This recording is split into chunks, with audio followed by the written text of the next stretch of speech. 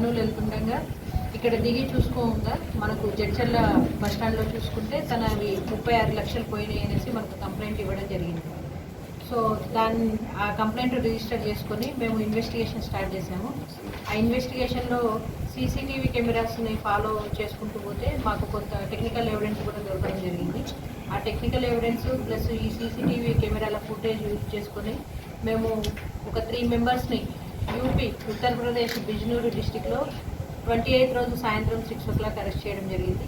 ఆ ముగ్గురు ఎవరంటే సత్తార్, ఇంకొకతను షారుఖ్, ఇంకొకతను వచ్చేసి దిల్షాద్ అహ్మద్. వీళ్ళు ముగ్గురు కూడా యూపీ స్టేట్కి చెందిన బిజ్నూర్ డిస్టిక్ వాళ్ళు. వీళ్ళ మీద అంతకుముందు కూడా 2008లో అఫ్జల్గంజ్లో కేసులు ఉన్నాయి. సేమ్ ఇదే బ్యాగ్ లిఫ్టింగ్ అనమాట.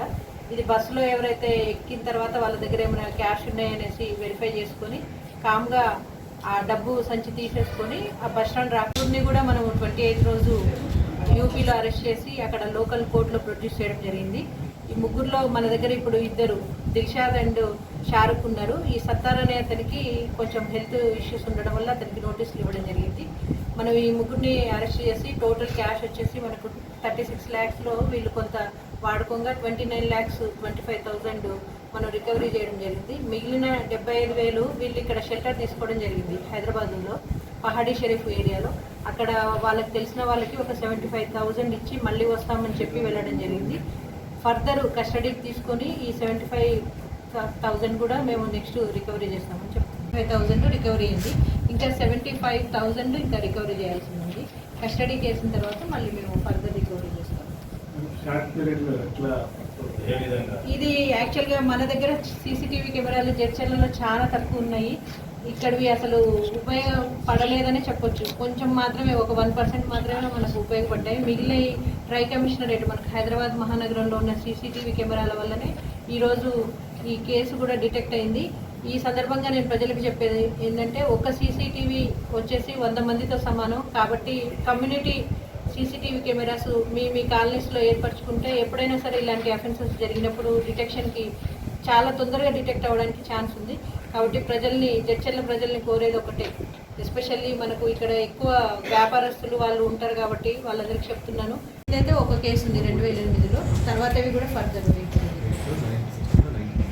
ఇంకా 3 కేసెస్ మనది కాకుండా మీకు అంటే సేఫ్టీ కూడా ఉంటుంది. కాబట్టి మ్యాక్సిమం సీసీటీవీలు కమ్యూనిటీ సీసీటీవీలు పెట్టుకుంటే బాగుంటుంది. మనం ఈ అఫెన్స్ అవ్వగానే ఒక 4 teams ఫామ్ చేయడం జరిగింది. సీసీటీవీ మానిటరింగ్ ఒకళ్ళు, మళ్ళీ CDRs ఒకళ్ళు, ప్లస్ లోకల్లో ఇన్పుట్స్ ఏమైనా ఉన్నాయా అంటే వీళ్ళు లోకల్లో ఎక్కడైనా లాడ్జెస్లో కానీ అక్కడ ఏమైనా ఉన్నారా అనేసి దాన్ని చెకింగ్ కోసం ఒకళ్ళు.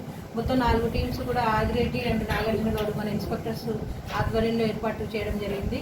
So Shivanand Goud SI and Ashok, మనకు వెంకటయ్య, బాలు, గోపాల్, మన్సూర్ అండ్ ప్రవీణ్ వీళ్ళందరూ కూడా ఈ కేసు డిటెక్ట్ అవ్వడానికి 100% ఎఫర్ట్స్ పెట్టేసి ఈ కేసు డిటెక్ట్ చేయడం జరిగింది. ఈ సందర్భంగా వాళ్ళందరికీ కూడా అభినందనలు తెలియజేస్తున్నాం. ఇప్పుడు మాకున్న ఇన్ఫర్మేషన్ ప్రకారం ఇచ్చినట్టు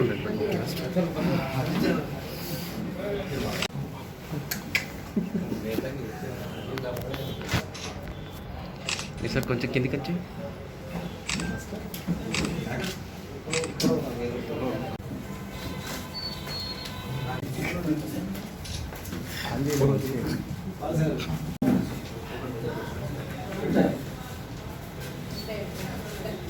సరిగా